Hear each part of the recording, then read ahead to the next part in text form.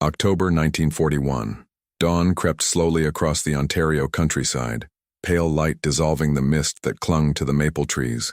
A cold wind rippled through the wheat fields of Whitby, carrying with it the scent of damp earth and diesel from a single truck idling on a narrow dirt road. Inside the vehicle sat a man named Lieutenant Colonel William Stevenson, though few knew his real title or purpose. To most locals, he was simply the quiet gentleman from Winnipeg. To British intelligence, he was the man tasked with creating something that did not yet exist, a school for spies. The farmhouse before him looked ordinary, almost disappointingly so. A two-story clapboard house with peeling white paint surrounded by barns and a stretch of open pasture that sloped down toward Lake Ontario. But beneath the ordinary creak of its porch and the innocent crow of distant roosters, the place hid one of the most secret operations of the war. Officially, it was known as Camp X. Unofficially, it was the birthplace of modern espionage in the Western Hemisphere. By 7 o'clock, the first recruits began to arrive. Men who spoke little, their civilian clothes concealing the tension of soldiers about to disappear from every record. Some were Canadians, others were British, Polish, Norwegian. One even carried a faint accent from Brooklyn. None knew each other's real names. As they stepped off the truck, the frost crunched beneath their boots.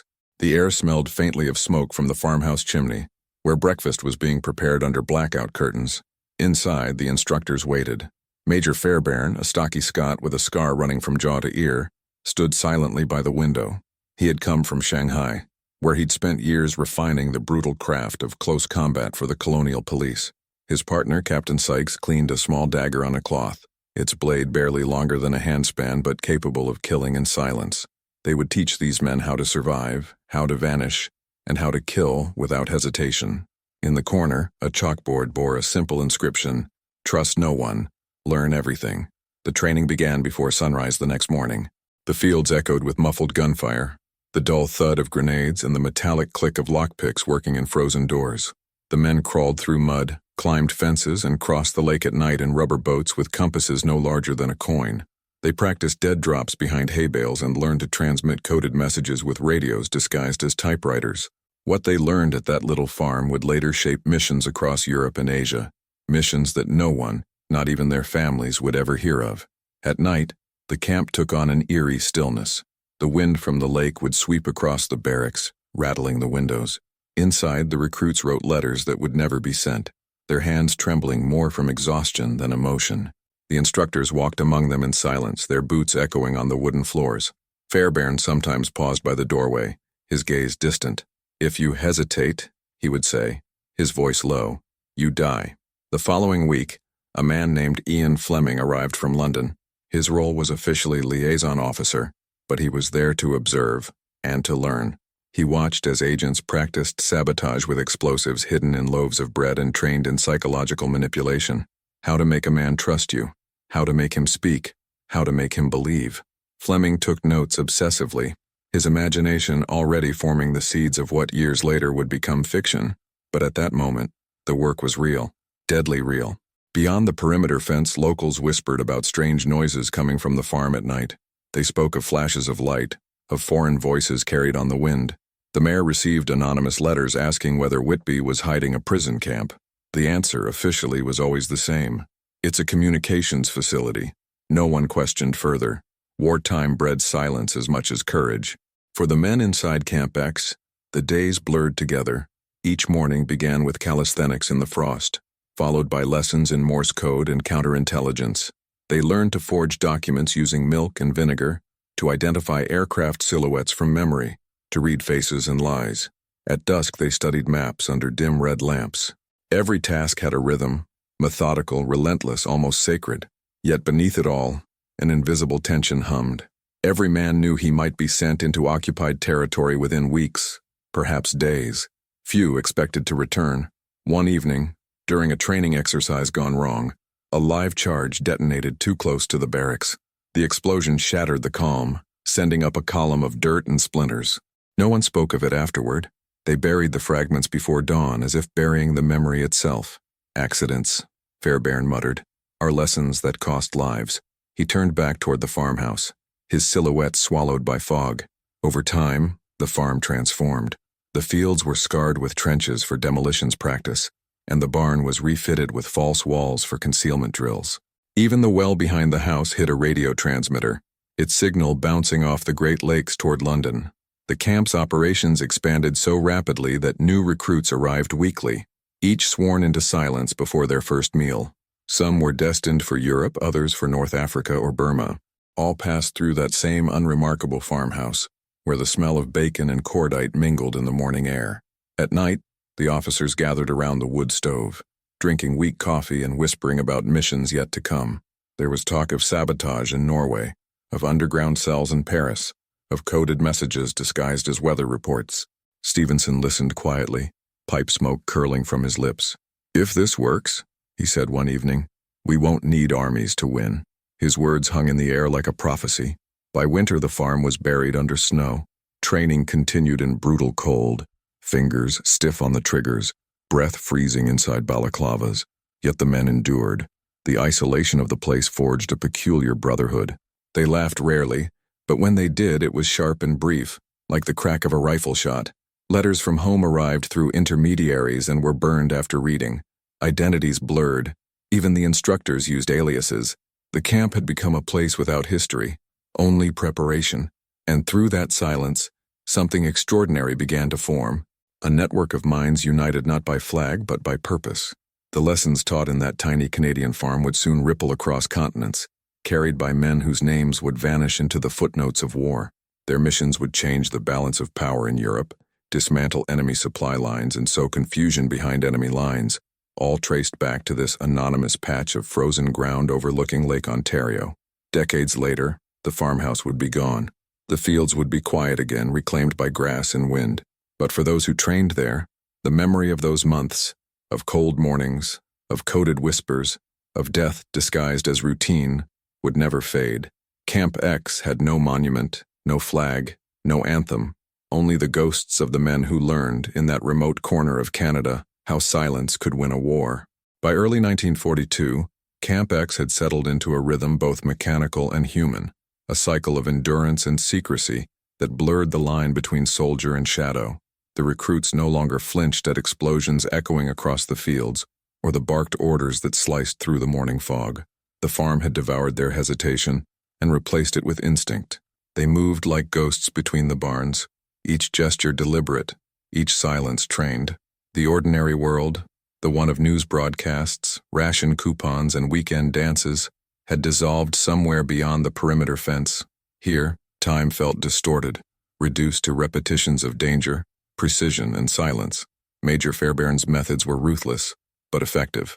He had once told a recruit, "Your enemy's heart is just a switch. You flip it off before he flips yours." Beneath the grim humor, the lesson was practical. Hesitation was death. In one drill, men were blindfolded and led into the barn, where straw and shadows concealed mannequins wired with explosives. Their task was to identify friend or foe by touch alone, to strike or disarm within seconds. The explosions were small, contained, but the fear was real. Fairbairn watched from the rafters, arms folded, eyes like a hawk's. "You won't remember the pain," he would say, "but you'll remember the silence before it." That silence became a companion to every man who passed through the camp.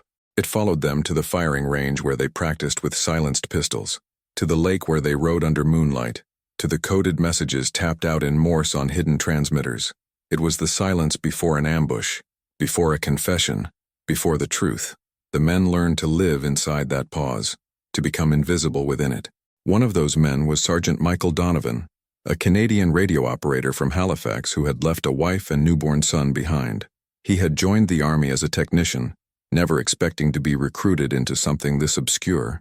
His skill with electronics caught the eye of an officer visiting from London, and within a month, Donovan found himself standing on the icy porch of Camp X, staring at the frozen fields and wondering what kind of war needed men who were forbidden to speak their own names. Donovan adapted quickly. He built transmitters from scrap parts, tuning frequencies so precisely that London could hear a whisper from across the Atlantic. At night, he shared a bunkhouse with 3 others, one Norwegian saboteur, one British linguist, and one American whose accent shifted daily. They spoke little, but when they did, the talk was always indirect, about weather, about food, never about what they were truly preparing for. Each man carried a pocket-sized code book, the kind that could be swallowed in seconds if captured. On the back of Donovan's, faint pencil marks formed the outline of his son's name. He erased it every night before inspection. Across the camp, another kind of war unfolded. One fought in mines rather than with guns. Captain Sykes trained the recruits in deception and disguise. Under his guidance, ordinary faces became weapons. He would smear grease on their hands and tell them, "You're a dock worker in Marseille." Then he'd switch to German, his tone sharp as a whip. "Now you're a mechanic in Hamburg. Show me the difference." Every twitch, every glance, every hesitation was studied, corrected, punished. The first lie, he told them, is the one you tell your reflection. The psychological pressure was immense. Sleep was scarce, trust non-existent. Even the instructors tested one another. One night, an alarm sounded. An intruder, the voice on the loudspeaker said, had breached the wire.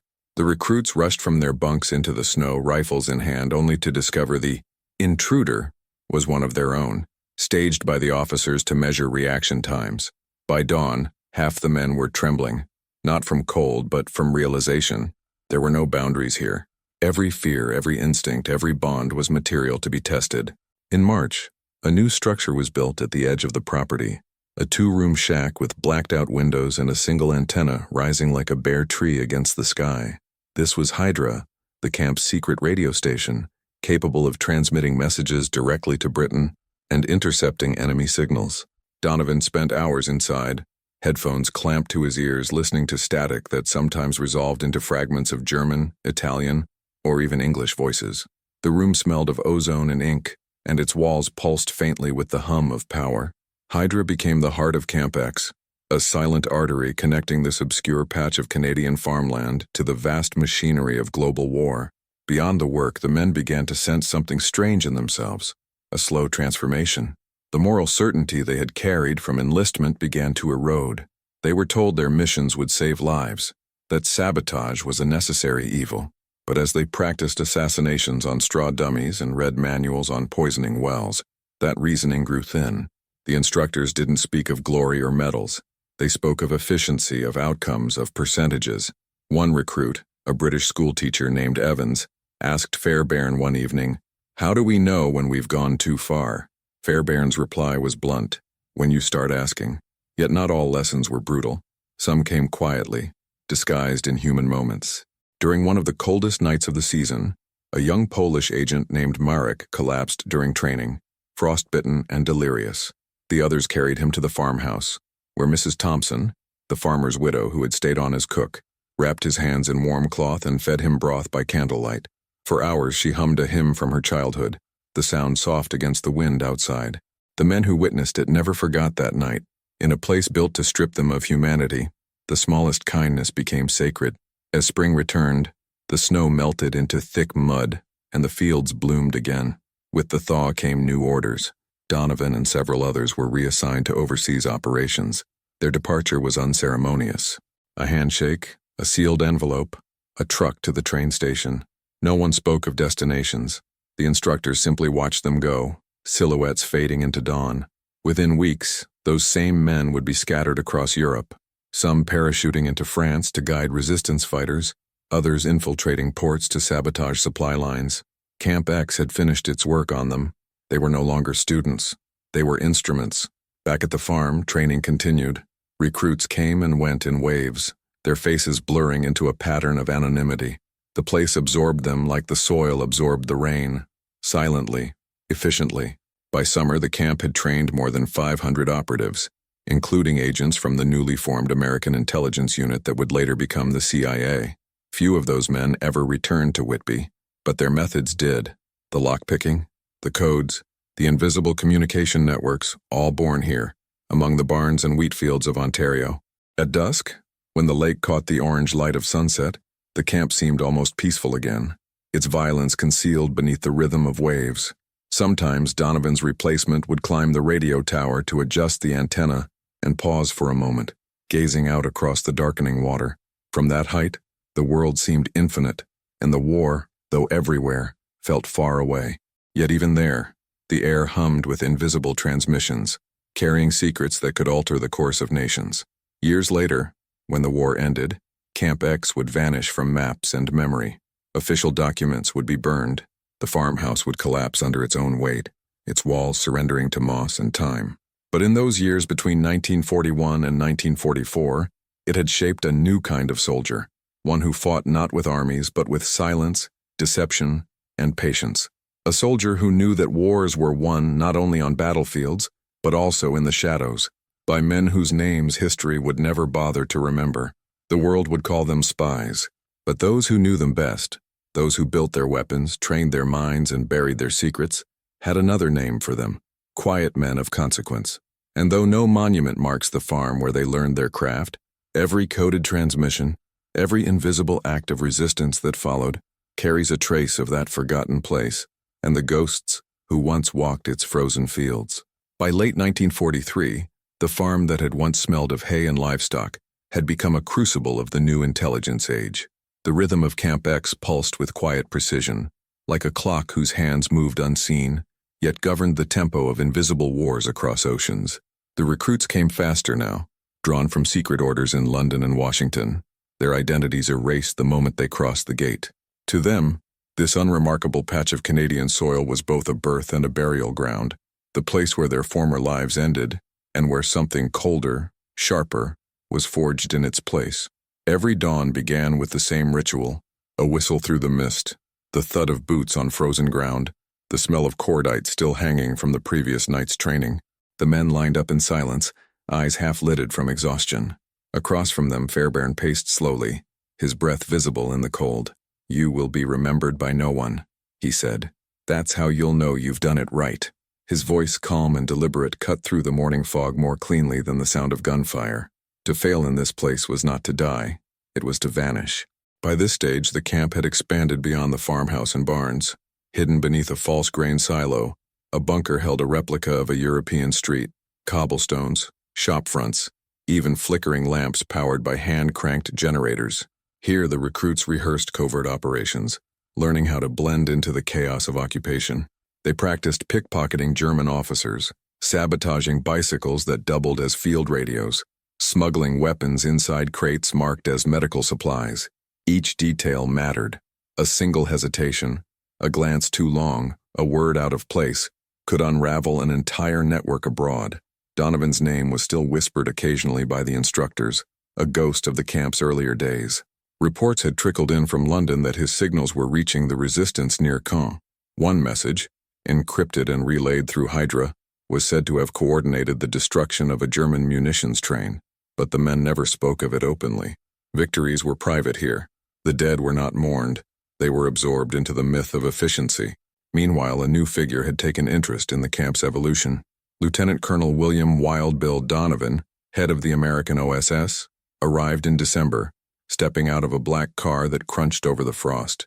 His coat was immaculate, his expression unreadable. Fairbairn met him at the gate, and for several days the two men walked the perimeter together, their voices carried faintly on the wind. When Donovan departed, new recruits began arriving from south of the border. They brought with them a different energy, ambitious, impatient, eager to modernize the British methods with American speed. Camp X became, unofficially, the meeting point of two intelligence empires not yet born. Inside Hydra, the hum of the transmitters had grown constant. The operators no longer listened for voices, they listened for patterns. Every night, strings of numbers flowed across the Atlantic like invisible veins of electricity. Somewhere in London, a clerk with a cipher wheel decoded them into fragments of operations. Bridge destroyed, agent secured, package lost. The war, once a matter of tanks and battalions, had become a game of silence and signals, and it was from this quiet farm that many of those signals began. But the true cost of silence was starting to show. Recruits grew restless. Some cracked under pressure, their nerves frayed by too many nights without sleep. One morning, during a code exercise, a man from Manchester froze mid-sentence. He stared at his own hands as if they belonged to someone else, whispering, "I can't remember my name." The instructors carried him away, and by nightfall his bunk was empty. No one asked where he had gone. The next day, another man slept in his bed. The rhythm never faltered. Outside, winter had returned. The lake froze solid, a flat expanse of glass under the moonlight. Training continued as usual, perhaps harder. Men crawled across the ice in blackout drills, simulating border crossings. They learned to kill with their bare hands, to navigate by stars, to vanish in fog. And through it all the farmhouse stood unchanged, its chimney breathing smoke into the cold sky like the exhalation of some watchful beast. Among the recruits that season was a woman. Her name, at least the one given, was Evelyn Hart. She had been a typist in Ottawa before vanishing from public records. Now she sat in Hydra's radio room, decoding messages that passed through her hands like ghosts. Her presence was tolerated but seldom acknowledged. Intelligence work, after all, had little room for sentiment. Yet in the quiet moments between transmissions, Evelyn sometimes paused, her fingers resting on the telegraph key, and wondered whether the messages she handled saved lives or condemned them. Once, she asked an instructor what happened to the agents who stopped sending signals. He simply replied, "Static. Outside the walls of Camp X, the world burned. Stalingrad, North Africa, Italy." Every newspaper headline screamed of chaos. Yet here, on this forgotten patch of Canada, the war unfolded in reverse. Hidden, quiet, precise. Fairbairn's methods had become legend among the few who knew. "Close combat is the art of simplicity," he told his students. "There are no rules, only results." His philosophy infected every lesson, from linguistics to sabotage. It wasn't about strength. It was about control, the control of fear, of time, of one's own conscience. One night, a storm swept across the lake, tearing through the barracks and killing the power to Hydra. For 12 hours, the camp existed in absolute darkness, the only light from candles flickering in the farmhouse windows. That night, something changed among the men. Stripped of their machines, they sat together by the stove, speaking quietly for the first time in months. Stories slipped out, fragments of childhoods, of mothers and sisters, of dreams long buried. For a brief moment, the illusion cracked, and they remembered who they had been before the war turned them into shadows. By dawn, the power returned, and the silence resumed. But the memory of that night lingered, a reminder that even spies were still human. As spring approached again, the instructors began preparing the next generation. They were younger now, more methodical, products of the system they had built. The old guard, Fairbairn, Sykes, even Stevenson, were already being called to new assignments. London needed them elsewhere. Washington wanted their methods documented. Camp X would soon stand on its own. Before leaving, Fairbairn gathered the recruits in the field. The morning sun caught the frost on his uniform, glinting like steel. "You'll go where no army marches," he said. "You'll fight where no one sees. You'll win when no one knows." Then, without ceremony, he saluted the lake and walked toward the waiting car. He never returned. When the thaw came, the farm was quieter. The transmissions continued, the drills persisted, but something intangible had ended. The men still rose before dawn, still fired their weapons into sandbags, still disappeared on missions with one-way tickets. But the sense of creation, of urgency, had passed. Camp X had fulfilled its purpose. The seeds it planted would now grow elsewhere, into agencies, networks, and strategies that would outlast the war itself. By the time summer arrived, the wheat fields swayed again, golden under the Ontario sun. The barns creaked in the wind, and children from nearby towns rode bicycles down the same dirt roads, unaware that the soil beneath them hid the footprints of men and women who had once altered history in silence. The farmhouse windows were boarded now, the Hydra antenna rusting slowly under the sky. Yet if one stood there at dusk, when the air was still and the lake reflected the last light of day, one could almost hear it, the faint tapping of Morse code carried on the wind, a ghostly rhythm from a time when victory was measured, not in battles won, but in secrets kept. When peace finally came, it arrived quietly, like the dawns that had begun every day at Camp X. There were no parades, no medals, no reunions. The gates were closed without ceremony, and the farm sank back into the rhythm of rural Ontario life, its barns filled once again with grain instead of munitions, its fields whispering under the wind. The men and women who had trained there scattered across the world, their deeds sealed behind layers of official silence. History moved on, leaving no plaque, no marker, only soil heavy with secrets. William Stevenson returned briefly before the winter of 1945. He walked alone across the frost-hardened ground, his breath ghosting in the cold air. The farmhouse was half collapsed, its roof sagging where years of snow had gathered. He paused beside the remnants of the Hydra Tower, now just a splintered pole rising from the frozen earth. In the distance, Lake Ontario glimmered like dull steel beneath a gray sky. Stevenson stood there for a long time, pipe in hand, listening to the wind hum through the empty field. Somewhere out there, the agents he had trained were living under new names, their war unfinished in memory. He understood that Camp X had never been about the place. It had been about the transformation it demanded. Ordinary men and women turned into instruments of silence. In the years that followed, the site was erased from maps. Locals spoke of it only in fragments. That old training camp by the lake. A few historians searched for it decades later, tracing rumors and burned documents, but found only rusted shell casings, shards of telegraph wire, and a concrete foundation buried under weeds. The government files remained sealed, labeled with bureaucratic indifference, confidential, property of national defense. To the world, Camp X became a footnote, a whisper at the edge of the Great War's narrative. Yet for those who had passed through it, the memory never truly faded. They carried it in the way they scanned a crowd, the way they paused before speaking, the way they trusted no one completely. Some went on to found new intelligence agencies shaping the invisible wars of the Cold War. Others returned to quiet lives, fishing, teaching, farming, never mentioning what they had done on that small Canadian farm. Their silence was their service. Today, the land looks ordinary again. The grass has reclaimed the trenches, the wind moves freely through the open fields, and the lake murmurs softly against the shore. But when the night is still and the fog drifts low across Whitby, some say you can hear faint tapping from beneath the earth, an echo of Morse code carried by time itself.